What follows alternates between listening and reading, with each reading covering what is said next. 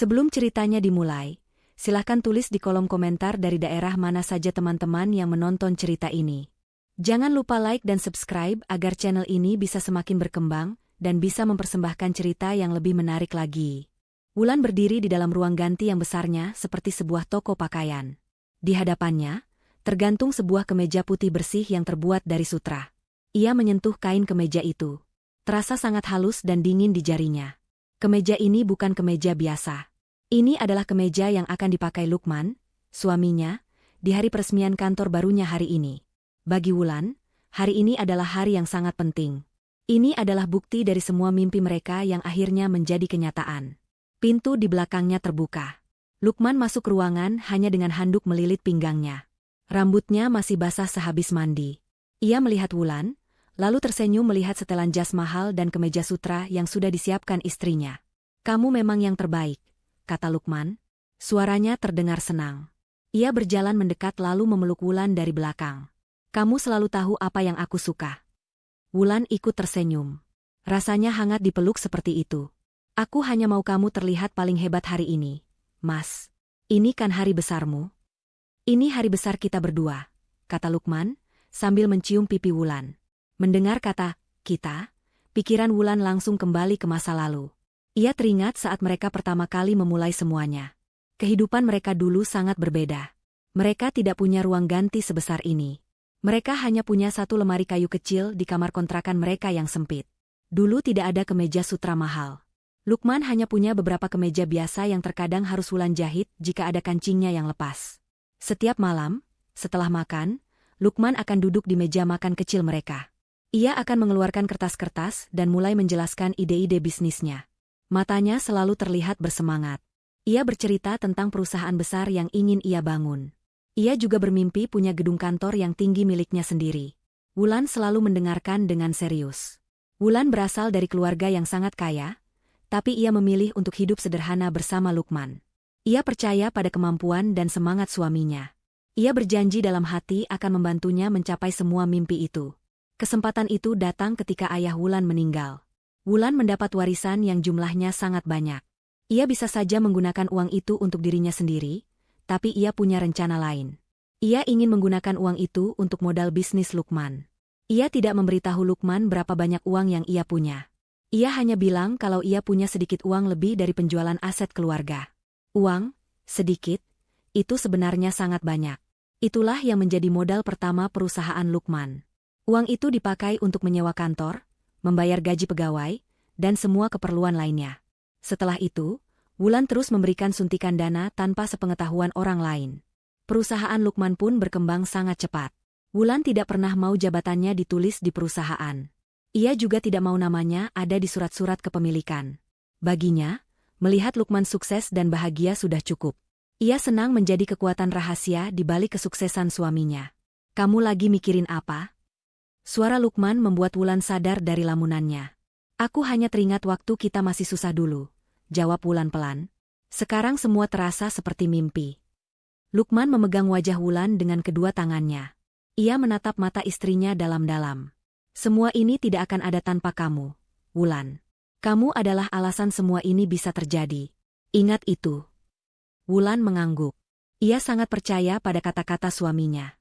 Setelah Lukman selesai berpakaian dan terlihat sangat gagah, Wulan memberinya sebuah kotak kecil yang dibungkus rapi.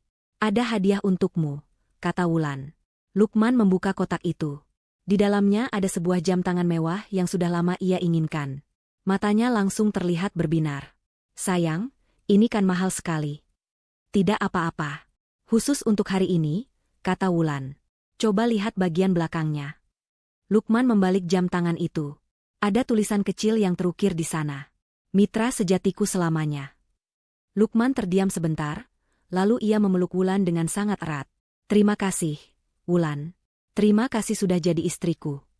Setelah sarapan, Lukman berangkat lebih dulu ke lokasi acara. Katanya ia harus memeriksa persiapan terakhir.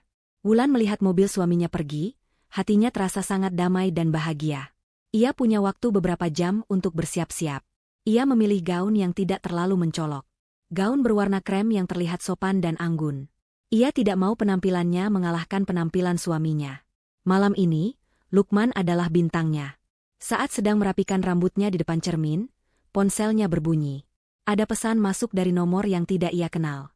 Ia membuka pesan itu karena penasaran. Isinya adalah sebuah foto. Foto seorang perempuan cantik yang sedang didandani di salon. Perempuan itu memakai gaun berwarna merah.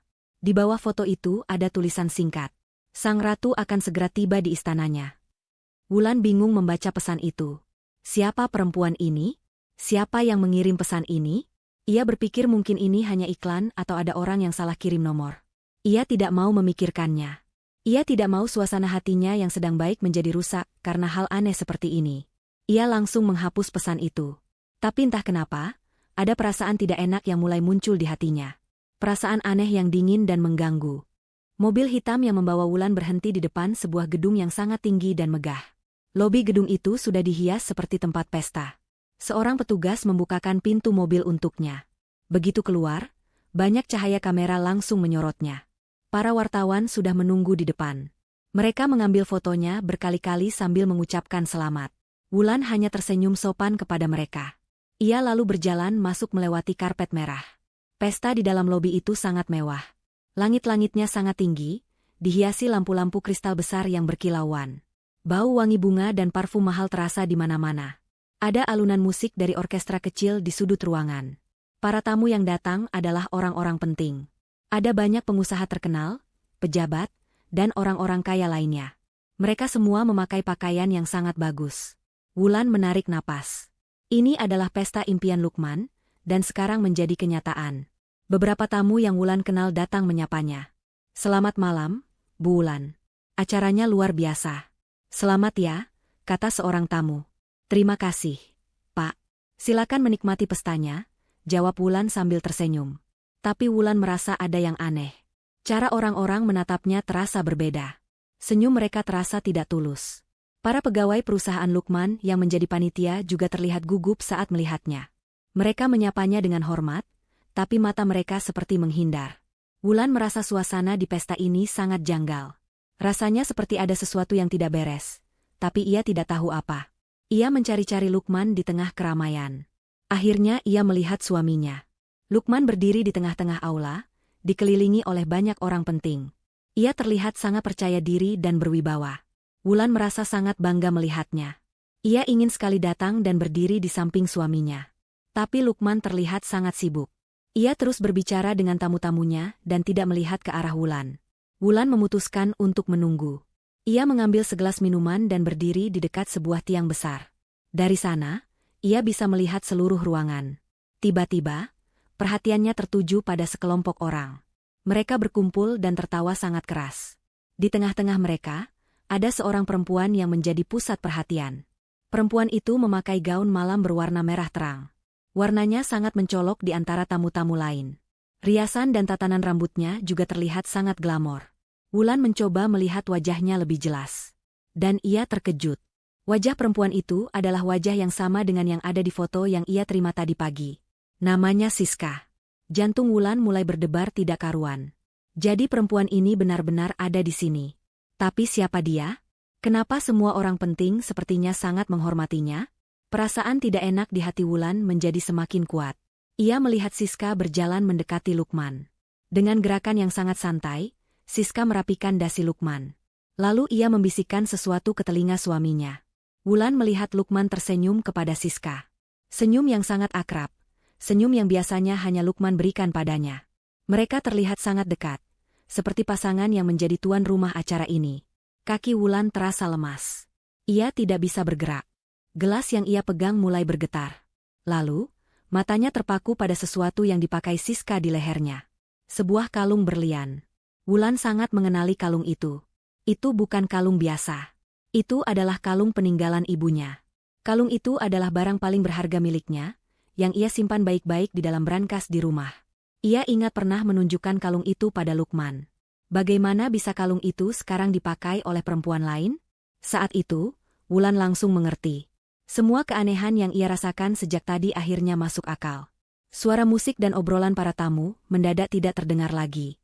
Yang ia rasakan hanyalah rasa sakit yang luar biasa di dadanya. Ia melihat suaminya, Lukman, berdiri mesra dengan perempuan lain yang memakai perhiasan ibunya. Ia sadar, pesta mewah ini Gedung megah ini, semuanya memang disiapkan untuk seorang ratu. Tapi ratu itu bukan dirinya. Seorang pembawa acara naik ke atas panggung utama yang sudah disiapkan. Dengan suara yang bersemangat, ia meminta perhatian semua tamu.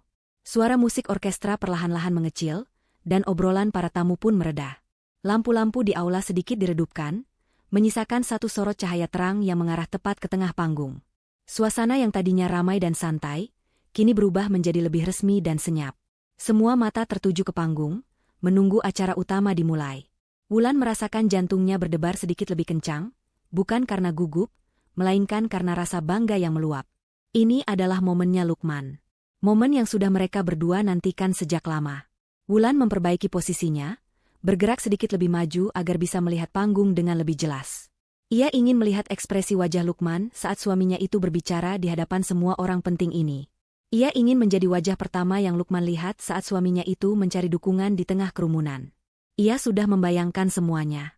Lukman akan mengucapkan pidato yang hebat, lalu di akhir pidatonya, ia akan menyebut nama Wulan. Ia akan berterima kasih pada istrinya, satu-satunya orang yang menemaninya dari nol. Wulan membayangkan para tamu akan bertepuk tangan, dan ia akan tersenyum dengan anggun. Itu adalah skenario indah yang sudah berputar-putar di kepalanya sepanjang hari. Dan sekarang, hadirin sekalian, mari kita sambut sosok di balik berdirinya gedung megah ini, seorang visioner sejati, Presiden Direktur dari Lukman Group, Bapak Lukman, seru pembawa acara. Tepuk tangan yang sangat meriah langsung membahana di seluruh ruangan. Lukman berjalan dari sisi panggung dengan langkah yang tegap dan penuh percaya diri. Ia mengenakan setelan jas biru malam pilihan Wulan dengan sempurna. Di pergelangan tangannya, jam tangan hadiah dari Wulan berkilauan tertimpa cahaya lampu. Melihat itu, hati Wulan terasa hangat. Hadiahnya dipakai. Ia merasa menjadi bagian dari kesuksesan suaminya malam itu. Lukman sampai di podium, ia tersenyum lebar sambil melambaikan tangan kepada para tamu. Ia tampak sangat bahagia dan berkuasa. Selamat malam semuanya. Terima kasih sudah bersedia hadir di acara yang sangat bersejarah bagi saya dan perusahaan ini. Lukman memulai pidatonya. Suaranya terdengar berat dan jelas melalui pengeras suara, memenuhi setiap sudut aula. Wulan tersenyum, ikut bertepuk tangan pelan bersama tamu lainnya. Lukman mulai berbicara tentang perjalanan perusahaannya. Ia menceritakan kisah-kisah perjuangan di masa awal. Ia bercerita tentang bagaimana ia hanya punya mimpi besar dan keyakinan, tanpa punya modal yang cukup. Wulan mengangguk-angguk kecil. Ia ingat semua itu. Ia ingat saat ia diam-diam menjual beberapa perhiasan warisan ibunya untuk membayar sewa kantor pertama mereka, dan ia hanya bilang pada Lukman bahwa itu adalah uang tabungannya. Lukman tidak pernah tahu pengorbanan itu. Namun, saya tidak sendirian, lanjut Lukman. Saya beruntung bertemu dengan orang-orang hebat yang percaya pada visi saya. Lukman mulai menyebutkan beberapa nama. Saya ingin berterima kasih kepada Bapak Hartono, yang menjadi mitra bisnis pertama saya. Kepercayaan beliau sangat berarti. Seorang pria tua di barisan depan berdiri dan sedikit membungkuk, disambut tepuk tangan. Wulan ikut bertepuk tangan. Ia kenal Pak Hartono. Ia yang dulu meyakinkan Pak Hartono untuk mau bekerja sama dengan Lukman. Saya juga ingin berterima kasih kepada seluruh tim saya. Para direktur, manajer, dan seluruh karyawan Lukman Group. Tanpa kerja keras dan dedikasi kalian, gedung ini hanya akan selamanya menjadi gambar di atas kertas. Lagi-lagi tepuk tangan meriah terdengar. Wulan terus tersenyum. Senyumnya mulai terasa sedikit kaku. Ia menunggu. Ia yakin namanya akan disebut sebentar lagi. Tentu saja, ia adalah orang yang paling penting, bukan? Ia adalah mitra sejatinya, seperti tulisan di jam tangan itu. Tapi Lukman terus berbicara, menyebutkan nama-nama lain. Ia berterima kasih kepada arsitek yang merancang gedung. Ia berterima kasih kepada kontraktor yang membangunnya. Ia bahkan berterima kasih kepada bank yang memberikan pinjaman, padahal Wulan tahu, sebagian besar dana pembangunan berasal dari rekening pribadinya, bukan dari pinjaman bank. Daftar orang yang Lukman sebut semakin panjang, tapi nama Wulan tidak kunjung terdengar. Senyum di wajah Wulan perlahan memudar. Rasa hangat di hatinya mulai berganti menjadi dingin. Ia merasa bingung. Kenapa Lukman tidak menyebut namanya? Apa ia lupa? Tidak mungkin. Ini adalah acara yang sangat penting. Perasaan tidak enak mulai menggerogoti hatinya. Ia melirik ke sekeliling. Beberapa tamu yang duduk di dekatnya mulai melirik ke arahnya dengan tatapan aneh. Mereka sepertinya juga sadar bahwa ada yang aneh. Sebagai istri dari pemilik acara, seharusnya namanya disebut di urutan pertama. Wulan mencoba menenangkan dirinya sendiri. Mungkin aku akan disebut di bagian akhir, bisiknya dalam hati. Mungkin Lukman sengaja menyimpanku sebagai penutup, sebagai orang yang paling spesial. Harapan kecil itu membuatnya kembali menegakkan kepala, berusaha mempertahankan ketenangannya. Lukman berhenti sejenak, mengambil segelas air dari atas podium dan meminumnya. Ia lalu kembali menatap para tamu. Tatapannya berkeliling, seolah mencari seseorang. Mata mereka sempat bertemu selama sepersekian detik. Wulan memberikan senyum kecil penuh harap. Tapi Lukman langsung membuang muka, seolah tidak melihatnya. Pandangannya terus berputar, dan akhirnya berhenti pada satu titik. Pada perempuan bergaun merah yang berdiri tidak jauh dari panggung. Pada Siska. Lukman tersenyum padanya. Senyum yang sangat berbeda. Dari semua orang hebat yang membantu saya, kata Lukman, suaranya kini terdengar lebih lembut dan personal. Ada satu orang yang perannya tidak bisa digantikan oleh siapapun. Seseorang yang menjadi sumber inspirasi sejati bagi saya. Seseorang yang datang di saat saya hampir menyerah, dan memberikan saya kekuatan baru untuk terus berlari. Dialah detak jantung dari perusahaan ini. Jantung Wulan berdebar sangat kencang. Inilah saatnya. Kalimat-kalimat itu pasti untuknya. Seluruh rasa cemasnya hilang seketika, berganti dengan kelegaan. Air mata haru mulai menggenang di pelupuk matanya. Ia sudah siap untuk berdiri dan menerima tepuk tangan. Lukman mengambil jeda yang terasa sangat lama. Ia menatap lurus ke arah Siska, senyumnya semakin lebar. Lalu, ia mengangkat tangannya dan menunjuk ke arah perempuan itu. Untuk itu, saya ingin mengundang sosok spesial itu ke atas panggung. Siska, bisakah kamu maju ke depan? Dunia Wulan seakan hancur berkeping-keping saat itu juga. Suara Lukman terdengar seperti guntur di telinganya. Tepuk tangan dari beberapa tamu terdengar seperti suara ejekan. Genangan air mata haru di matanya kini terasa panas, berubah menjadi air mata penghinaan. Ia melihat Siska tersenyum penuh kemenangan, lalu berjalan dengan anggun menuju tangga panggung. Semua orang menyingkir untuk memberinya jalan. Beberapa orang bertepuk tangan, mungkin teman-teman Siska. Tapi sebagian besar tamu hanya diam, menatap pemandangan aneh di depan mereka dengan bingung. Banyak dari mereka yang kemudian menoleh ke arah Wulan. Mereka menatapnya dengan campuran rasa kasihan dan penasaran. Wulan merasa telanjang. Ia merasa semua orang sedang menertawakan kebodohannya di dalam hati. Ia berdiri mematung di tempatnya, seluruh tubuhnya terasa kaku.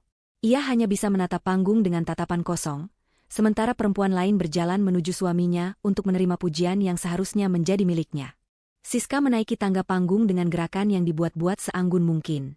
Setiap langkahnya penuh dengan rasa percaya diri dan kemenangan. Gaun merahnya yang menjuntai seolah menari di belakangnya, menarik perhatian semua orang. Saat ia tiba di puncak panggung, Lukman langsung menyambutnya. Ia mengulurkan tangannya, dan Siska menyambutnya dengan senyum manja. Lukman menggenggam tangan Siska dengan erat, seolah tidak mau melepaskannya. Mereka berdiri berdampingan di tengah panggung, di bawah sorotan lampu, tampak seperti pasangan raja dan ratu. Mereka sama sekali tidak melirik ke arah Wulan. Keberadaan Wulan di tengah ratusan tamu seolah tidak ada artinya lagi. Ia seperti hantu yang tidak terlihat. Siska, kata Lukman, suaranya terdengar begitu lembut saat ia memanggil nama itu. Ia berbicara melalui mikrofon, memastikan seluruh ruangan bisa mendengar kata-katanya. Semua orang di sini tahu aku membangun perusahaan ini dari nol. Tapi hanya kamu yang tahu betapa beratnya perjuangan itu. Hanya kamu yang ada di sisiku saat aku merasa lelah. Kamu adalah cahayaku di saat gelap. Wulan yang mendengar itu dari bawah panggung merasakan perutnya mual. Bohong. Semua itu bohong. Wulan yang ada di sana saat Lukman lelah. Wulan yang memijat pundaknya setiap malam saat ia pulang kerja. Wulan yang menyemangatinya saat proyek pertamanya hampir gagal. Wulan yang tidak pernah tidur sampai suaminya pulang. Dan sekarang, semua cerita perjuangan itu diakui sebagai milik perempuan lain. Rasanya seperti ada tangan tak terlihat yang merobek paksa semua kenangan indah mereka, dan memberikannya pada orang lain. Para tamu mulai berbisik-bisik. Mereka bingung. Siapa perempuan ini? Kenapa ia yang dipuji, bukan istrinya? Wulan bisa mendengar beberapa bisikan di dekatnya. Itu istrinya bukan sih? Bukannya istrinya yang itu? Kok jadi perempuan lain yang di atas panggung? Bisikan-bisikan itu seperti jarum-jarum kecil yang menusuk telinganya. Rasa malunya semakin menjadi-jadi. Ia ingin lari dari ruangan itu, tapi kakinya terasa seperti dipaku ke lantai. Ia tidak bisa bergerak, hanya bisa terus menyaksikan drama menyakitkan ini. Lukman kemudian melakukan sesuatu yang lebih mengejutkan. Ia berbalik menghadap Siska sepenuhnya, masih sambil memegang tangannya. Siska, aku sadar, kesuksesan ini tidak ada artinya jika aku tidak bisa membaginya dengan orang yang benar-benar aku cintai, kata Lukman. Tatapannya penuh puja pada Siska. Aku tidak mau lagi menyembunyikan perasaan ini. Aku ingin seluruh dunia tahu. Setelah berkata begitu, Lukman melakukan hal yang tak terduga. Di hadapan ratusan tamu penting, di hadapan teman-temannya, dan tepat di depan mata Wulan, istrinya yang sah, Lukman perlahan-lahan berlutut dengan satu kaki di hadapan Siska. Aula yang tadinya penuh bisikan, kini menjadi senyap total. Semua orang menahan napas, tidak percaya dengan apa yang mereka lihat. Wulan merasakan jantungnya seolah berhenti berdetak. Ini tidak mungkin terjadi. Ini pasti hanya mimpi buruk. Dari balik saku jasnya, Lukman mengeluarkan sebuah kotak bludru kecil berwarna merah. Ia membukanya, dan di dalamnya berkilauan sebuah cincin berlian yang sangat besar. Kilauannya menyilaukan mata. Siska, ucap Lukman lagi, maukah kamu menikah denganku? Maukah kamu menjadi ratu di istana ini, dan menjadi istriku satu-satunya? Siska menutup mulutnya dengan satu tangan, berpura-pura terkejut dan terharu. Matanya berkaca-kaca, sebuah akting yang sangat hebat. Di saat yang bersamaan, seorang pelayan muncul dari belakang panggung, membawa sebuket bunga mawar merah yang sangat besar dan menyerahkannya pada Lukman. Melihat bunga itu, pertahanan terakhir Wulan runtuh. Mawar merah. Bunga kesukaannya. Lukman tahu itu.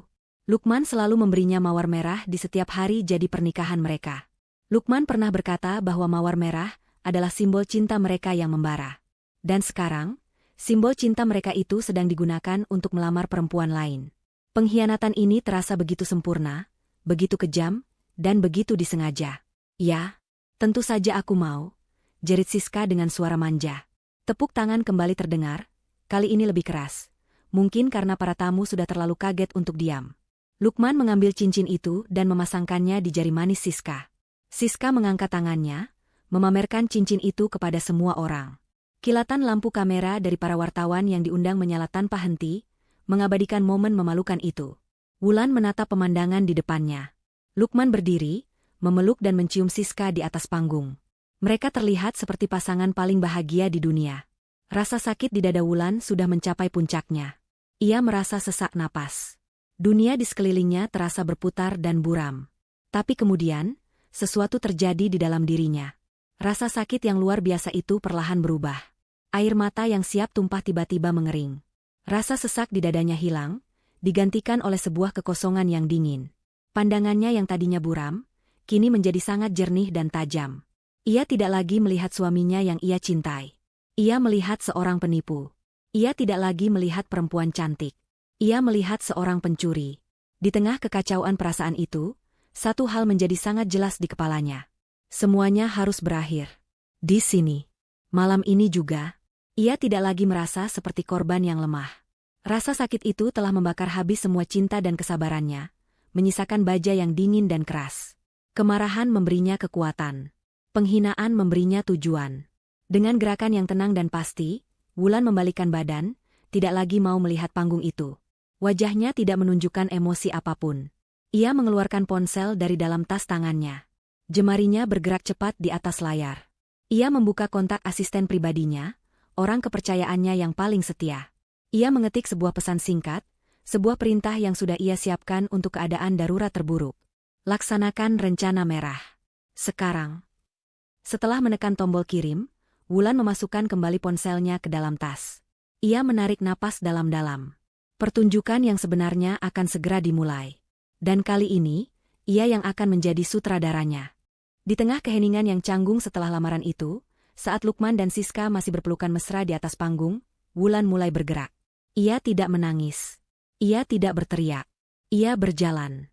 Gerakannya tenang, langkahnya mantap dan tidak terburu-buru. Semua mata yang tadinya tertuju pada pasangan di atas panggung, kini beralih padanya. Orang-orang yang berdiri di jalurnya secara refleks menyingkir, memberinya jalan seolah ia adalah seorang ratu yang sedang berjalan menuju singgasananya. Aula yang tadinya riuh dengan tepuk tangan dan bisikan, kini menjadi senyap. Satu-satunya suara yang terdengar hanyalah bunyi pelan dari sepatu hak tinggi Wulan yang beradu dengan lantai marmer. Klik, klik, klik. Setiap bunyi langkahnya terdengar seperti detak jam yang menghitung mundur menuju sebuah ledakan. Tujuannya bukanlah panggung. Ia berjalan lurus ke arah meja prasmanan yang panjang dan penuh dengan berbagai macam hidangan mewah. Para pramusaji yang berdiri di belakang meja itu menatapnya dengan bingung dan sedikit takut. Wulan tidak memedulikan mereka. Matanya memindai seluruh hidangan yang tersaji. Ada tumpukan udang bakar, potongan daging sapi panggang yang empuk, berbagai macam kue-kue cantik, dan buah-buahan segar. Tapi bukan itu yang ia cari. Matanya terus bergerak, hingga akhirnya ia menemukannya. Di ujung meja, di samping tumpukan kerupuk, ada sebuah mangkuk keramik putih yang cukup besar. Isinya adalah sambal terasi. Warnanya merah gelap pekat, dengan biji-biji cabai yang terlihat jelas. Uap tipis mengepul dari permukaannya, menandakan bahwa sambal itu masih baru dan sangat pedas. Tanpa ragu sedikit pun, Wulan mengambil mangkuk itu dengan kedua tangannya.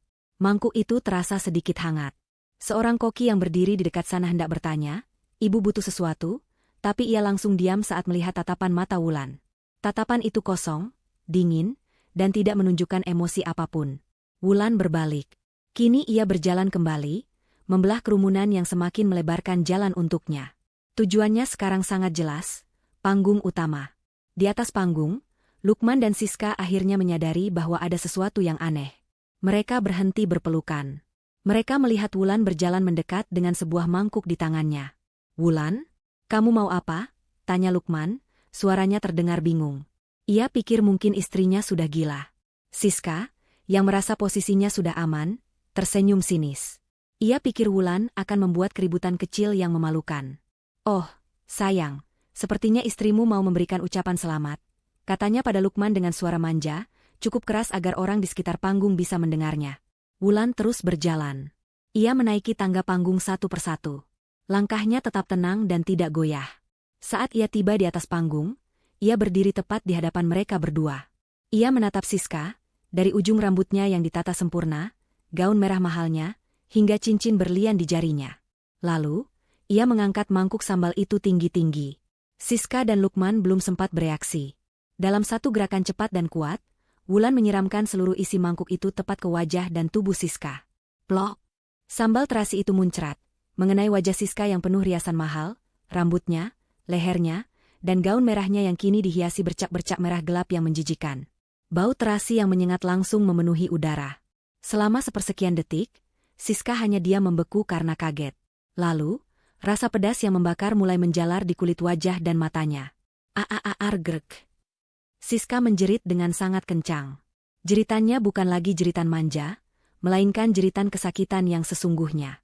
Ia menggapai-gapai wajahnya, membuat riasannya semakin luntur dan bercampur dengan sambal, menciptakan pemandangan yang sangat kacau.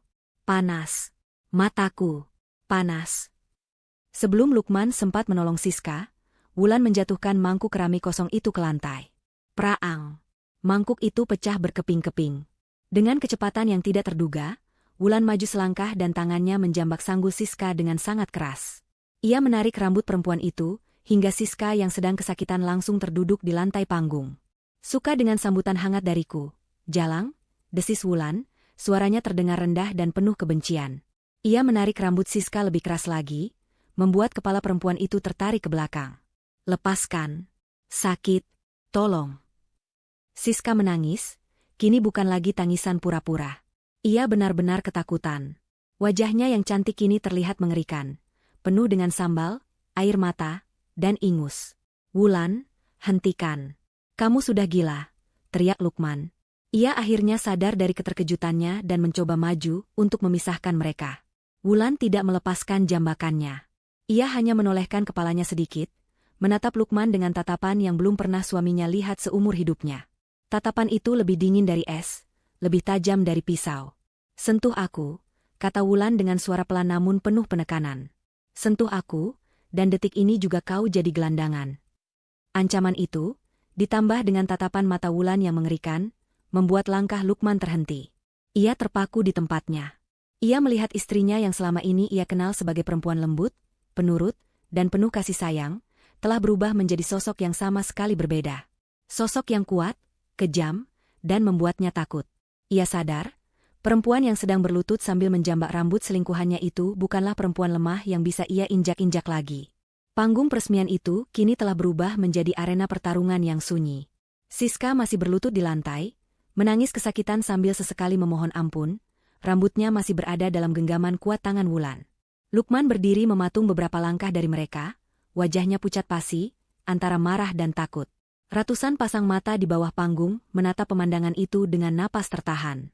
Beberapa dari mereka bahkan sudah mengeluarkan ponsel dan mulai merekam.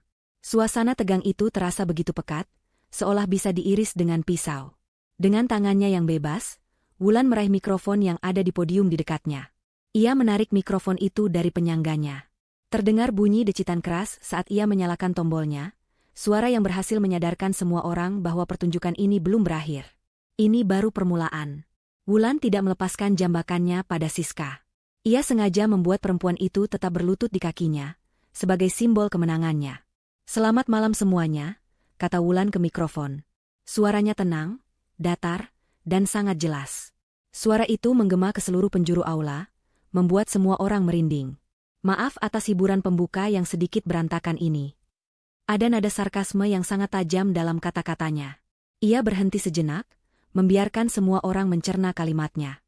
"Banyak dari kalian mungkin bingung dengan apa yang terjadi. Jadi, izinkan saya untuk memperkenalkan diri dengan benar." Wulan mengangkat dagunya sedikit. "Nama saya Wulan Wijoyo. Dan saya adalah pemilik sah dari semua yang kalian lihat malam ini." Lukman tersentak. "Wulan, jangan bicara omong kosong. Hentikan semua ini," teriaknya, mencoba mengambil alih kendali. Wulan menoleh padanya, tatapannya menghina.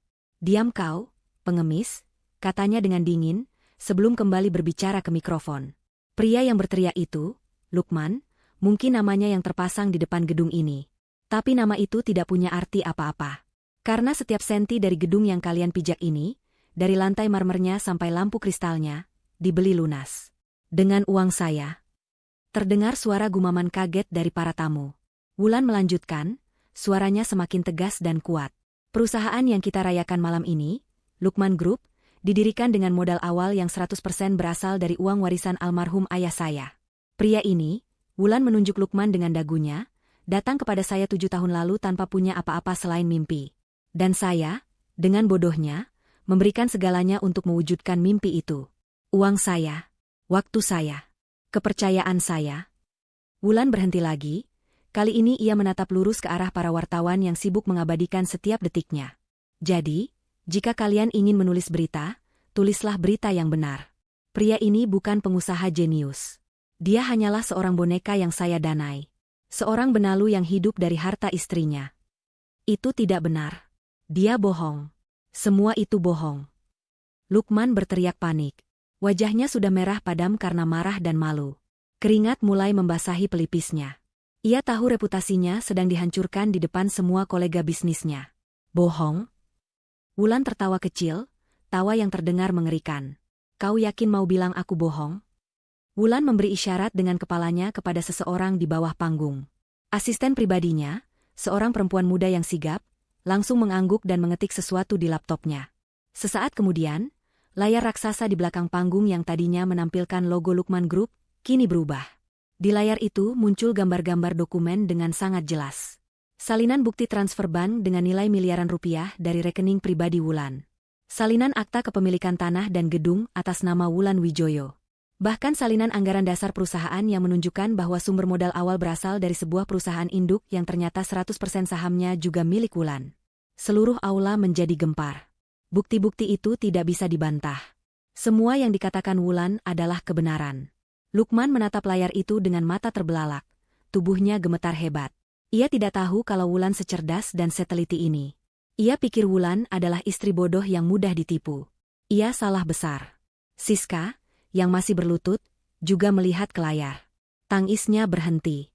Wajahnya yang belepotan sambal kini menunjukkan ekspresi syok dan tidak percaya. Ia baru saja bertunangan dengan pria yang ternyata tidak punya apa-apa. Pria miskin yang hanya menjadi tameng dari kekayaan istrinya. Tepat di puncak kekacauan itu, pintu utama aula yang tingginya 5 meter terbuka lebar. Dari luar, masuk sekelompok orang berjumlah sekitar 10 orang. Mereka semua mengenakan setelan jas hitam yang rapi. Mereka berjalan dengan langkah tegap dan teratur, dipimpin oleh seorang pria parubaya yang membawa sebuah tas kerja dari kulit. Mereka adalah tim pengacara pribadi Wulan, tim pengacara terbaik di negara ini. Kehadiran mereka yang tiba-tiba membuat suasana menjadi semakin tegang.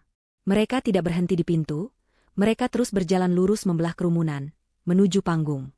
Saat tim pengacara itu tiba di depan panggung, pria parubaya yang menjadi pemimpinnya naik ke atas.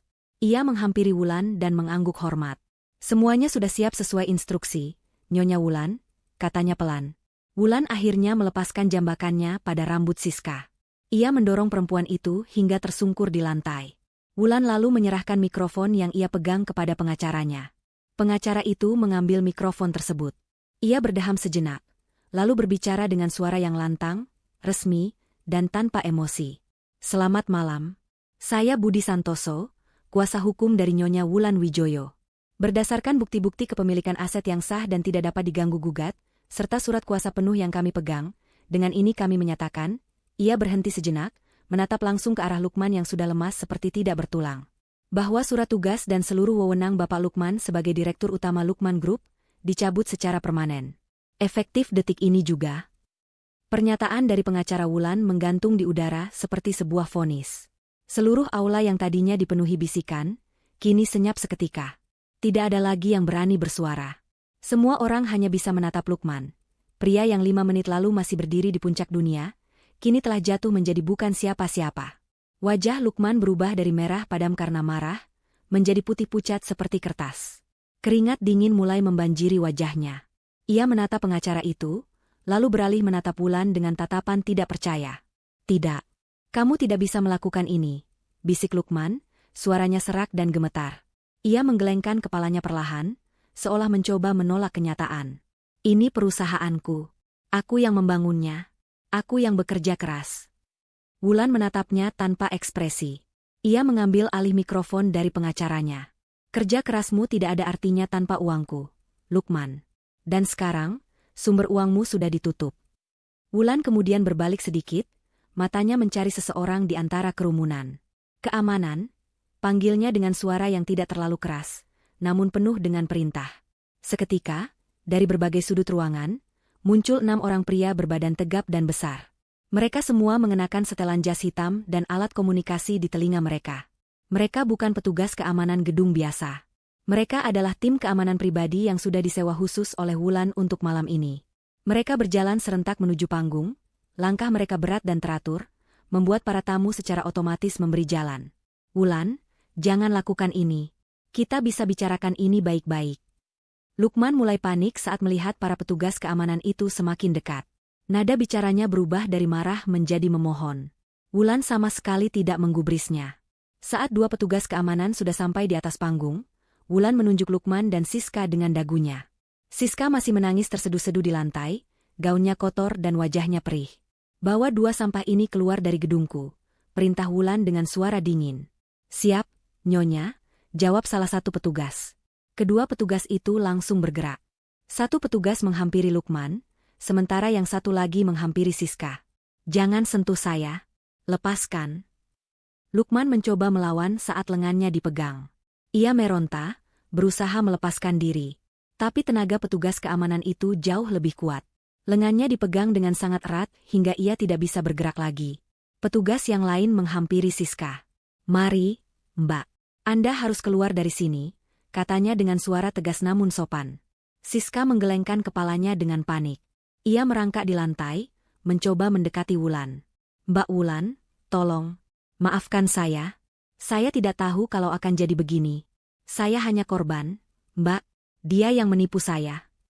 Siska menangis sambil menunjuk-nunjuk Lukman. Wulan hanya menatapnya dengan tatapan jijik. Ia tidak mengatakan apa-apa. Melihat tidak ada belas kasihan di mata Wulan, Siska akhirnya pasrah saat petugas keamanan itu membantunya berdiri dengan sedikit paksa. Dimulailah prosesi pengusiran yang paling memalukan itu. Lukman dan Siska diseret menuruni tangga panggung.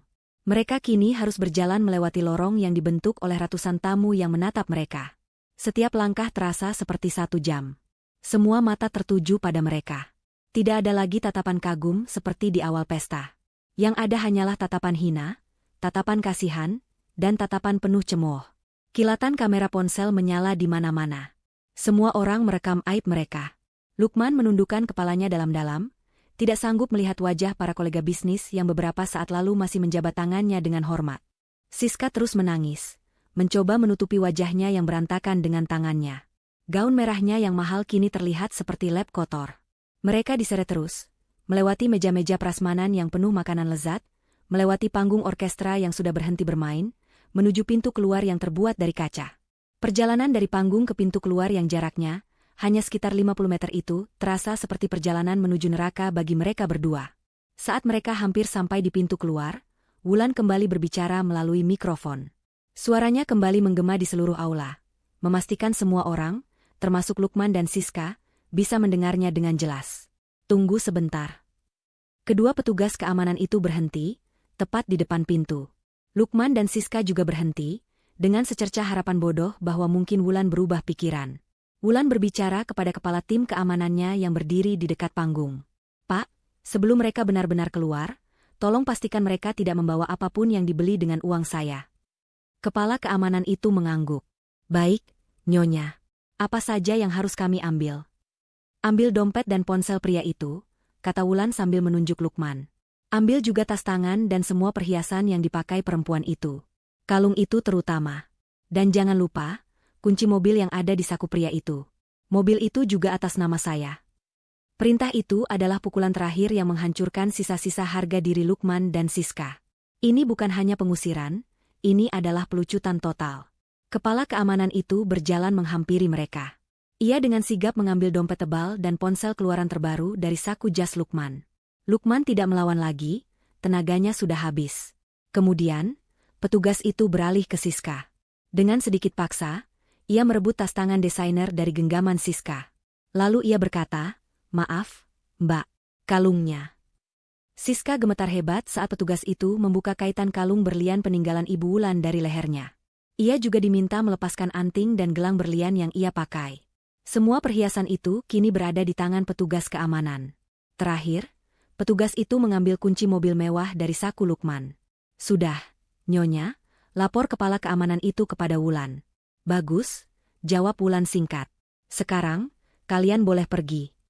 Petugas keamanan itu lalu mendorong pelan punggung Lukman dan Siska, menggiring mereka keluar dari pintu kaca.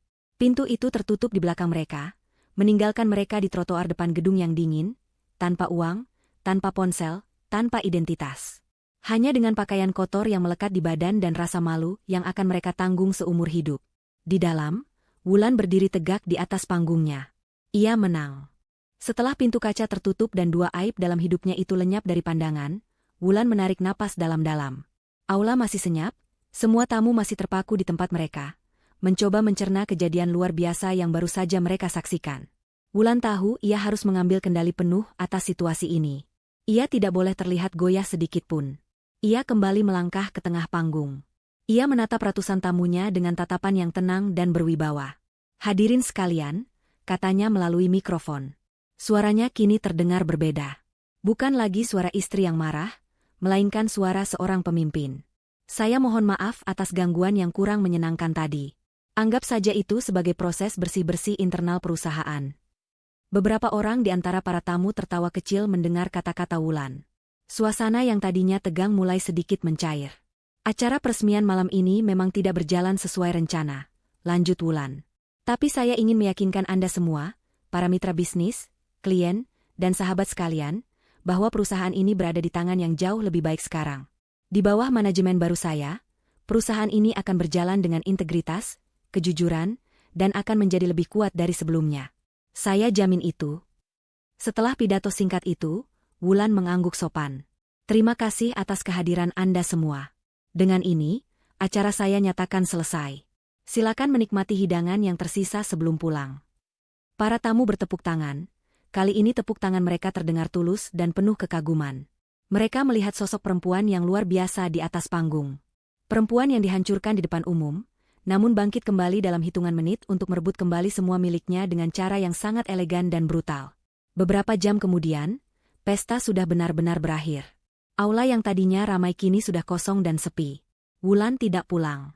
Ia justru naik lift menuju lantai teratas, ke ruang direktur utama. Ruangan yang tadinya disiapkan untuk Lukman. Di dalam ruangan itu, sudah menunggu tim pengacaranya dan asisten pribadinya yang setia, Rina. "Kerja bagus, Rina.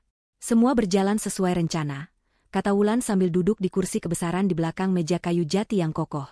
Kursi itu terasa sangat pas untuknya. Terima kasih, Bu. Semua rekaman dari 5 kamera tersembunyi sudah saya amankan, jawab Rina sambil menunjukkan sebuah tablet. Kualitas gambar dan suaranya sangat jernih. Wulan mengangguk puas. Rencana merah bukan hanya tentang pengambil alihan perusahaan. Bagian terpentingnya adalah tentang menguasai cerita. Ia tidak mau ada simpang siur atau gosip yang salah. Ia mau semua orang tahu kebenaran versi dirinya. Edit videonya, perintah Wulan. Saya tidak mau video penuh. Buat video highlight berdurasi 5 menit. Masukkan bagian saat Lukman melamar Siska. Lalu masukkan bagian saat saya menyiram sambal dan menjambaknya. Kemudian, bagian terpenting, saat saya berpidato dan menunjukkan semua bukti di layar. Akhiri dengan adegan pengusiran mereka. Tidak perlu musik, biarkan suara aslinya saja. Baik, Bu. Captionnya bagaimana? Tanya Rina. Wulan berpikir sejenak. Buat yang singkat dan faktual. Tulis saja, malam peresmian Lukman Tower. Saat suami melamar selingkuhan di depan istri sah, dan sang istri mengambil kembali semua hartanya detik itu juga. Rina tersenyum kecil. Caption yang bagus, Bu. Akan saya tambahkan beberapa tagar. 20 menit kemudian, video itu sudah siap. Rina, atas perintah Wulan, mengunggah video itu secara serentak ke semua platform media sosial yang ada. Instagram, Twitter, Facebook, TikTok, dan YouTube. Awalnya tidak terjadi apa-apa. Hanya ada beberapa like dari teman-teman dekat Rina. Tapi kemudian, bola salju itu mulai menggelinding. Seseorang dengan banyak pengikut membagikan video itu. Lalu dibagikan lagi oleh akun gosip besar. Dalam waktu kurang dari 1 jam, video itu meledak.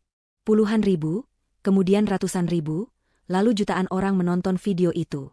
Kata kunci, Wulan, Lukman, dan Siska Sambal, langsung menjadi trending topik nomor 1 di seluruh negeri. Kolom komentar di setiap platform dibanjiri oleh puluhan ribu komentar. Semuanya mendukung Wulan. Ini baru istri Sultan. Keren banget ibunya. Rasain lo pelakor, disiram sambal terasi. Hahaha. Lukman itu contoh laki-laki tidak tahu diri. Sudah dibiayai istri malah ngelunjak. Wajah Siska yang belepotan sambal dan wajah panik Lukman saat diusir langsung dijadikan bahan meme yang tersebar di mana-mana. Mereka berdua menjadi musuh publik nomor 1 dalam semalam. Sementara itu, Wulan dielu-elukan sebagai pahlawan. Ia menjadi simbol kekuatan perempuan yang berani melawan. Tagar seperti Karma Pelakor, Wulan The Real Queen, dan istri Sultan balas dendam merajai media sosial. Keesokan paginya, semua portal berita online besar memberitakan skandal itu di halaman depan mereka. Skandal berdarah di malam peresmian Lukman Tower, tulis salah satu judul berita. Kisah Wulan Wijoyo, istri yang mengambil kembali kerajaannya, tulis yang lain. Cerita itu menjadi berita nasional. Wulan duduk di kantor barunya, menyesap teh hangat sambil melihat semua kekacauan itu dari layar besar di dindingnya. Ia melihat cuplikan videonya diputar berulang-ulang di program berita pagi. Ia melihat para pengamat dan selebriti memberikan komentar, semua memuji keberaniannya. Ia telah berhasil mengendalikan narasi sepenuhnya. Lukman dan Siska tidak punya kesempatan untuk membela diri. Tanpa ponsel dan uang, mereka lumpuh total. Saat itulah Rina masuk ke ruangannya. Pagi, Bu, sapa Rina. Stasiun TV berita nomor 1 di Indonesia baru saja menelepon. Mereka meminta wawancara eksklusif dengan Ibu untuk program talk show utama mereka besok pagi. Apa yang harus saya katakan pada mereka? Wulan memutar kursinya, menjauh dari layar yang menampilkan berita tentang dirinya. Ia menatap asistennya dengan senyum tipis yang tenang dan penuh percaya diri. Katakan pada mereka, jawab Wulan. Saya bersedia. Saat pintu kaca yang berat itu tertutup di belakang mereka, Lukman dan Siska seolah terlempar ke dunia yang berbeda. Dari dalam gedung, masih terdengar samar-samar suara musik dan keramaian pesta yang meriah. Tapi di luar sini, di trotoar yang dingin di bawah cahaya lampu jalan, yang ada hanyalah keheningan yang memalukan. Angin malam yang tadinya terasa sejuk, kini terasa menusuk tulang. Mereka berdua hanya berdiri diam selama beberapa saat, masih terlalu kaget untuk bisa berpikir jernih. Lukman menatap gedung pencakar langit yang tadinya menyandang namanya. Lampu-lampu di gedung itu tampak seperti sedang mengejeknya. Siska adalah yang pertama kali sadar dari keterkejutannya. Rasa sakit akibat sambal di wajahnya kini kalah oleh rasa sakit akibat penghinaan dan kehancuran harapannya. Ia menoleh ke arah Lukman, matanya yang bengkak menatap penuh kebencian. Ini semua salahmu, jerit Siska, suaranya serak karena menangis. Kamu bilang kamu kaya. Kamu bilang perusahaan itu milikmu. Ternyata kamu pembohong. Kamu tidak punya apa-apa. Lukman, yang harga dirinya sudah hancur lebur, langsung tersulut emosinya. Salahku? Kamu pikir ini salahku? Balasnya dengan suara keras. Kalau saja kamu tidak serakah dan terus memaksaku untuk memamerkanmu, semua ini tidak akan terjadi. Ini semua gara-gara kamu, perempuan matre. Mereka mulai bertengkar hebat di pinggir jalan. Saling menunjuk, saling menyalahkan, dan saling memaki. Beberapa pejalan kaki yang lewat menatap mereka dengan aneh. Pasangan yang terlihat kaya dengan pakaian pesta yang mahal, tapi bertengkar seperti orang gila di trotoar. Siska yang sudah tidak tahan lagi, mencoba pergi. Tapi ia baru sadar, ia tidak punya apa-apa.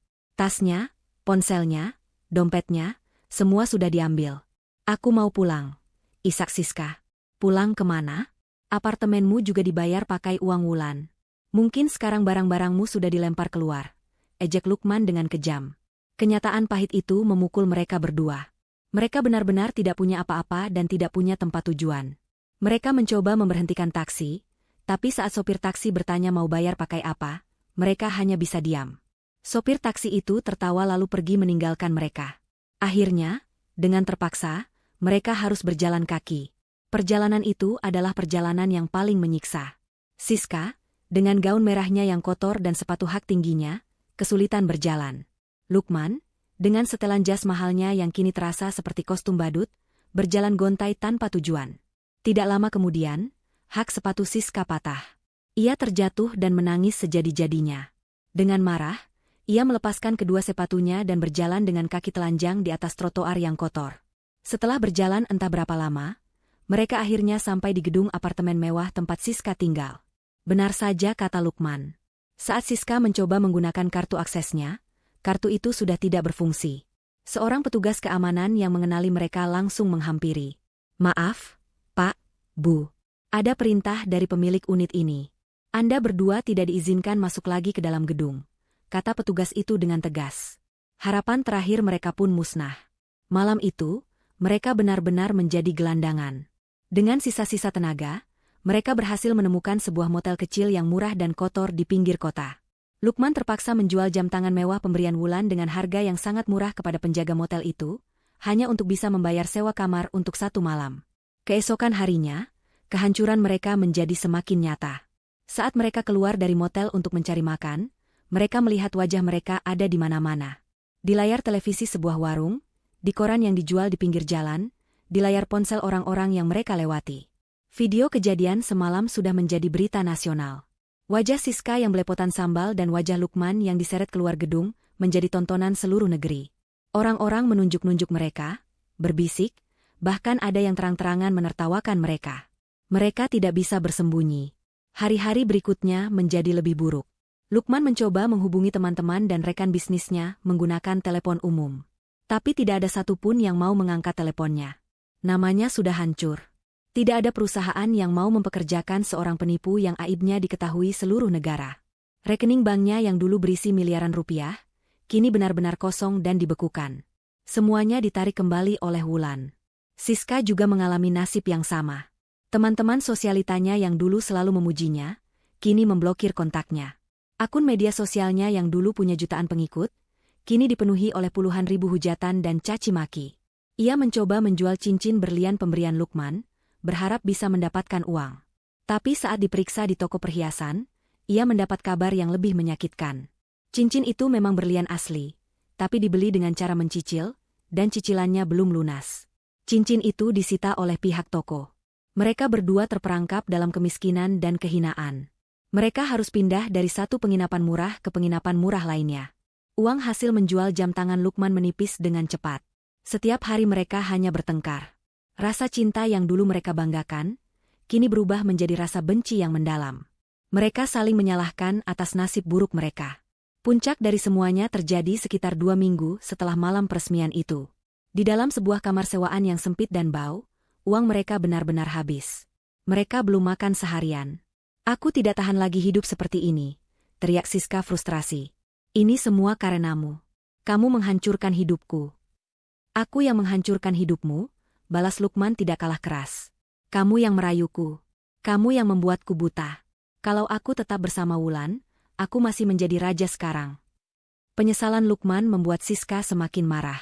Oh, jadi sekarang kau menyesal? Terlambat. Istrimu yang hebat itu tidak akan pernah mau melihat wajahmu lagi. Pertengkaran itu menjadi pertengkaran terakhir mereka. Siska mengemasi sedikit bajunya yang tersisa ke dalam sebuah tas plastik. Ia sudah tidak sanggup lagi hidup bersama pria gagal itu. Aku akan pergi. Aku akan mencari cara untuk bertahan hidup sendiri. Lebih baik aku menjadi pengemis sendirian daripada hidup dengan pecundang sepertimu. Setelah mengatakan itu, Siska pergi begitu saja, membanting pintu di belakangnya. Lukman tidak mencegahnya. Ia hanya terduduk lemas di tepi ranjang yang reot. Kini ia benar-benar sendirian. Ditinggalkan oleh istri yang mencintainya, ditinggalkan oleh selingkuhan yang ia puja. Ia kehilangan hartanya, kehormatannya, dan masa depannya. Ia menatap pantulan dirinya di cermin kamar yang retak. Yang ia lihat hanyalah wajah seorang pria hancur yang tidak punya apa-apa lagi. 6 bulan kemudian. Suasana di ruang direktur utama di lantai teratas gedung Wijoyo Corporation terasa sibuk namun tenang. Nama, Lukman Tower, sudah lama hilang. Diganti dengan nama keluarga Wulan yang terpasang dengan huruf perak yang elegan. Ruangan yang dulu dirancang dengan selera Lukman yang mencolok, kini sudah diubah total. Desainnya kini lebih minimalis, modern, dan memancarkan aura kekuatan yang tenang. Dindingnya dihiasi lukisan-lukisan abstrak, dan di sudut ruangan, bukan lagi mawar merah yang ada di dalam vas, melainkan rangkaian bunga lili putih yang segar. Di belakang meja kerja yang besar, duduklah Wulan Wijoyo. Penampilannya juga telah berubah. Rambutnya kini dipotong lebih pendek dan ditata dengan gaya yang lebih profesional. Ia tidak lagi memakai gaun-gaun berwarna lembut. Hari ini, ia mengenakan setelan blazer berwarna biru tua yang menunjukkan ketegasan. Wajahnya tetap cantik, namun kini ada sorot mata yang berbeda di sana. Sorot mata yang tajam, fokus, dan penuh percaya diri. Ia bukan lagi Wulan istri Lukman. Ia adalah Ibu Wulan Wijoyo, CEO dari Wijoyo Corporation, salah satu pebisnis wanita yang paling disegani di negeri ini. Di hadapannya, duduk beberapa direktur perusahaan. Wulan sedang memimpin rapat penting tentang rencana ekspansi perusahaan ke pasar Eropa. Ia berbicara dengan lancar, menjelaskan data-data rumit dengan bahasa yang sederhana dan mudah dimengerti. Ia menguasai setiap detail dari proyek itu. Para direktur, yang sebagian besar adalah pria-pria yang lebih tua darinya, mendengarkan dengan penuh perhatian dan rasa hormat. Tidak ada yang berani meremehkannya. Dalam 6 bulan, Wulan telah membuktikan bahwa ia bukan sekadar pewaris harta. Ia punya otak bisnis yang cemerlang, mungkin bahkan lebih cemerlang dari Lukman.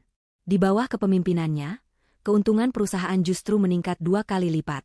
Setelah rapat selesai dan para direktur keluar dari ruangannya, Wulan menyandarkan punggungnya di kursi.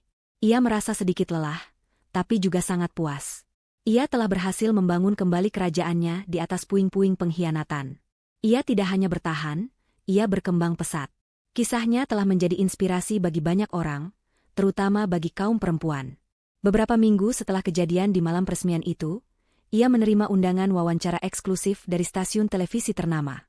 Dalam wawancara itu, ia tidak sekalipun menjelek-jelekan nama Lukman. Ia hanya menceritakan kisahnya dari sudut pandang seorang perempuan yang belajar untuk menjadi kuat. Ia berbicara tentang pentingnya memiliki kendali atas hidup dan aset pribadi. Ia berbicara tentang bagaimana sebuah pengkhianatan bisa menjadi titik balik untuk menemukan kekuatan sejati di dalam diri. Wawancara itu membuatnya semakin dikagumi. Ia menjadi ikon baru, simbol dari perempuan yang tidak mau ditindas. Asistennya, Rina, masuk ke dalam ruangan sambil membawa sebuah tablet. Bu, wawancara ibu dengan majalah bisnis internasional sudah terbit. Mereka menempatkan ibu di halaman sampul. Rina menunjukkan sampul majalah itu kepada Wulan. Foto Wulan terpampang besar dengan judul The Comeback Queen. Bagaimana Wulan Wijoyo mengubah skandal menjadi kerajaan bisnis miliaran dolar. Wulan hanya tersenyum tipis. Pengakuan seperti ini memang menyenangkan, tapi bukan itu lagi yang menjadi tujuannya. Tujuannya sekarang adalah terus membangun warisan bisnisnya sendiri, dengan namanya sendiri. Ia sudah lama tidak memikirkan Lukman ataupun Siska. Mereka seperti kenangan buruk dari kehidupan orang lain, bukan kehidupannya. Ia sudah benar-benar move on. Ia menemukan kebahagiaan bukan dari seorang pria, melainkan dari pencapaian dan kemandiriannya sendiri. Ia merasa damai. Saat Wulan sedang membaca artikel tentang dirinya, Rina tiba-tiba berkata, "Oh, Bu, ada satu berita lagi yang baru saja masuk. Mungkin Ibu tertarik." Rina menggeser layar tablet itu, menunjukkan sebuah artikel berita dari portal berita lokal. Judulnya tertulis dengan huruf besar, mantan pengusaha Lukman dan selebgram Siska ditangkap atas dugaan penipuan kartu kredit. Di bawah judul itu ada foto Lukman dan Siska yang diambil oleh wartawan. Penampilan mereka sangat menyedihkan. Lukman terlihat jauh lebih tua, kurus, dan tidak terawat. Siska, yang dulu glamor, kini terlihat kuyu dengan pakaian murah. Menurut berita, mereka ditangkap di sebuah mall saat mencoba membeli barang menggunakan kartu kredit palsu. Nilainya bahkan tidak seberapa. Sebuah kejahatan kecil yang menyedihkan, yang menunjukkan betapa rendahnya kehidupan mereka sekarang. Ternyata setelah berpisah, mereka bertemu lagi dan mencoba bekerja sama untuk melakukan kejahatan-kejahatan kecil demi bertahan hidup. Wulan menatap foto itu selama beberapa detik. Tidak ada rasa senang, tidak ada rasa benci, tidak ada rasa kasihan. Hatinya benar-benar kosong. Mereka sudah menjadi orang asing baginya. Nasib mereka bukan lagi urusannya. Ia mengembalikan tablet itu kepada Rina. Ia bahkan tidak membaca isi beritanya sampai selesai. Terima kasih informasinya, Rina, kata Wulan dengan nada datar. Ia lalu berdiri dari kursinya, berjalan menuju jendela besar yang menghadap ke pemandangan kota Jakarta. Dari ketinggian ini, mobil-mobil di bawah terlihat seperti semut. Ia menatap keramaian kota di bawahnya dengan tatapan tenang. Tolong siapkan semua dokumen untuk rapat dengan investor dari Jerman jam 2 nanti, kata Wulan, tanpa mengalihkan pandangannya dari jendela. Dan tolong pesankan saya makan siang. Apa saja boleh. Baik, Bu, jawab Rina, lalu keluar dari ruangan dengan diam. Wulan masih berdiri di sana, menatap kerajaannya yang terbentang luas. Ia sudah menang. Bukan hanya karena para pengkhianat itu mendapatkan karma mereka. Kemenangan sejatinya adalah saat ia sadar bahwa kebahagiaan dan nasib mereka sudah tidak penting lagi baginya. Ia telah menemukan kedamaian dalam kekuatannya sendiri. Pertunjukan sudah berakhir, dan sang ratu yang sesungguhnya kini duduk dengan tenang di atas singgasananya. 3 tahun telah berlalu sejak malam yang mengubah segalanya. Di sebuah aula hotel bintang 5 yang megah, ratusan tamu duduk dengan hikmat. Mereka bukan kolega bisnis atau investor, melainkan para aktivis perempuan, jurnalis, mahasiswa, dan beberapa pejabat pemerintah. Di atas panggung, Wulan Wijoyo berdiri di belakang podium, namun kali ini suasananya sangat berbeda. Ia tidak sedang mengumumkan keuntungan perusahaan atau rencana ekspansi bisnis.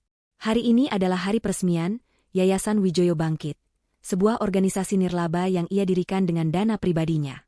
Wulan yang berdiri di panggung hari ini adalah versi yang lebih matang dan bijaksana. Ia mengenakan gaun batik modern yang sederhana namun sangat berkelas, memancarkan keanggunan dan kebanggaan akan warisan budayanya. Sorot matanya tenang, dan senyumnya tulus. Yayasan ini lahir dari sebuah pengalaman pribadi. Wulan memulai pidatonya, suaranya terdengar jelas dan mantap. Saya pernah berada di titik di mana saya merasa dunia saya runtuh karena sebuah pengkhianatan. Saat itu, saya beruntung. Saya punya sumber daya, saya punya kekuatan finansial, dan saya punya keberanian untuk melawan dan mengambil kembali apa yang menjadi hak saya. Tapi saya sadar, di luar sana ada ribuan, bahkan jutaan perempuan yang tidak seberuntung saya. Ia berhenti sejenak, matanya menatap para hadirin satu persatu. Banyak perempuan yang terperangkap dalam hubungan yang merugikan, baik secara emosional maupun finansial. Mereka dimanipulasi, harta mereka dikuras, dan mereka dibiarkan hancur tanpa bisa melawan karena tidak punya kekuatan. Yayasan Wijoyo Bangkit didirikan untuk mereka. Kami akan menyediakan bantuan hukum gratis, pendampingan psikologis, dan modal usaha bagi para perempuan yang ingin memulai kembali hidup mereka. Kami ingin memberikan mereka alat yang mereka butuhkan untuk bangkit, sama seperti saya dulu. Tepuk tangan yang sangat meriah membahana di seluruh ruangan. Wulan tidak lagi dilihat sebagai seorang CEO yang kejam, melainkan sebagai seorang pahlawan dan sumber inspirasi. Ia telah berhasil mengubah lukanya yang paling dalam menjadi sumber kekuatan bagi orang lain. Itulah kemenangan terbesarnya. Setelah acara selesai, Wulan duduk di sebuah meja di sudut restoran hotel bersama Rina, asistennya yang kini sudah menjadi kepala staf sekaligus sahabat terdekatnya.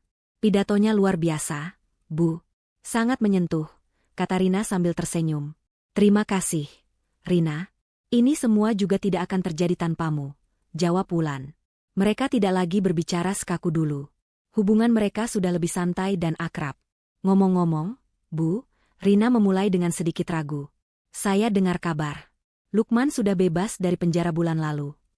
Wulan hanya mengangguk pelan sambil menyesap tehnya. Ia tidak terkejut. Hukuman untuk kasus penipuan kartu kredit memang tidak lama. Lalu, tanyanya dengan nada biasa saja, seolah sedang membicarakan orang yang tidak ia kenal. Hanya itu saja, Bu. Saya hanya ingin Ibu tahu, kata Rina. Wulan meletakkan cangkir tehnya. Ia menatap Rina dengan senyum kecil. Rina, nama itu sudah tidak punya arti apa-apa lagi bagiku. Dia bagian dari masa lalu yang sudah selesai. Sekarang, mari kita bicarakan masa depan. Bagaimana perkembangan proyek sekolah gratis di Indonesia Timur? Percakapan mereka pun beralih sepenuhnya ke pekerjaan yayasan. Nama Lukman tidak disebut lagi. Di belahan lain kota Jakarta yang padat dan kumuh, Lukman berjalan gontai menyusuri gang sempit. Hujan gerimis membuat jalanan becek dan bau. Penampilannya sangat berbeda dari 3 tahun lalu. Tubuhnya kurus, rambutnya sedikit memanjang dan tidak terurus, dan ada kerutan-kerutan dalam di wajahnya yang membuatnya terlihat 10 tahun lebih tua. Pakaian yang ia kenakan adalah kemeja lusuh dan celana jeans pudar. Penjara selama hampir 2 tahun benar-benar telah menghancurkannya. Bukan hanya fisiknya, tapi juga jiwanya. Setelah bebas, ia mendapati bahwa dunia sudah benar-benar menutup pintu untuknya. Tidak ada yang mau mempekerjakannya. Namanya sudah identik dengan kata penipu. Ia terpaksa menggunakan nama samaran dan bekerja serabutan. Saat ini, ia bekerja sebagai pencuci piring di sebuah rumah makan kecil yang ramai. Pekerjaan yang melelahkan dengan upah yang hanya cukup untuk membayar sewa kamar kosnya yang sempit dan membeli makan sekali sehari. Malam itu, saat ia berjalan pulang setelah bekerja selama 12 jam, langkahnya terhenti di sebuah perempatan jalan yang ramai. Di salah satu gedung tinggi, sebuah papan iklan digital raksasa sedang menyala terang, menampilkan sebuah iklan layanan masyarakat. Iklan itu menampilkan wajah seorang perempuan yang tersenyum hangat dan penuh wibawa. Wajah Wulan. Di bawahnya tertulis slogan dari Yayasan Wijoyo Bangkit, Anda tidak sendiri. Mari bangkit bersama. Lukman berdiri mematung di tengah gerimis, menatap wajah perempuan yang pernah menjadi miliknya itu. Wulan terlihat sangat cantik, lebih bercahaya dari yang pernah ia ingat. Ia melihat kekuatan, kesuksesan, dan kedamaian di wajah itu. Semua hal yang pernah ia miliki dan ia sia-siakan dengan bodohnya. Ia melihat kerajaan yang seharusnya menjadi miliknya, kini dikelola dengan jauh lebih baik oleh sang ratu yang pernah ia hianati. Rasa sesal yang amat dalam menusuk jantungnya. Bukan hanya sesal karena kehilangan harta, tapi sesal karena telah menghancurkan cinta yang paling tulus yang pernah ia terima. Ia menundukkan kepalanya, membiarkan air hujan bercampur dengan air mata penyesalan yang akhirnya jatuh membasahi pipinya. Ia sadar, inilah hukumannya yang sesungguhnya. Bukan penjara, tapi hidup selamanya dalam bayang-bayang kehebatan perempuan yang telah ia hancurkan hatinya. Sementara itu, Siska juga menjalani nerakanya sendiri. Setelah bebas dari penjara, ia mencoba kembali ke dunianya. Tapi dunia itu sudah tidak mau menerimanya. Wajahnya yang dulu menjadi modal utamanya, kini menjadi kutukannya. Semua orang masih mengingatnya sebagai Siska Sambal. Ia tidak bisa lagi menjadi selebgram atau model. Tidak ada merek yang mau bekerja sama dengannya. Ia terpaksa bekerja sebagai kasir di sebuah minimarket 24 jam di pinggir kota. Ia sengaja memilih shift malam, berharap tidak banyak orang yang akan mengenalinya. Tapi tetap saja, setiap malam selalu ada saja pelanggan, biasanya anak-anak muda, yang akan menatapnya lama, lalu berbisik-bisik dan tertawa. Itu kan Siska yang disiram sambal itu.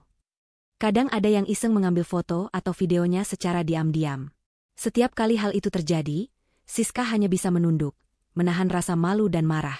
Hukuman untuknya adalah kehilangan satu-satunya hal yang ia puja, wajah dan harga dirinya. Ia terjebak dalam kehidupan biasa yang dulu selalu ia hina, dengan tambahan bonus berupa cemoohan abadi dari masyarakat.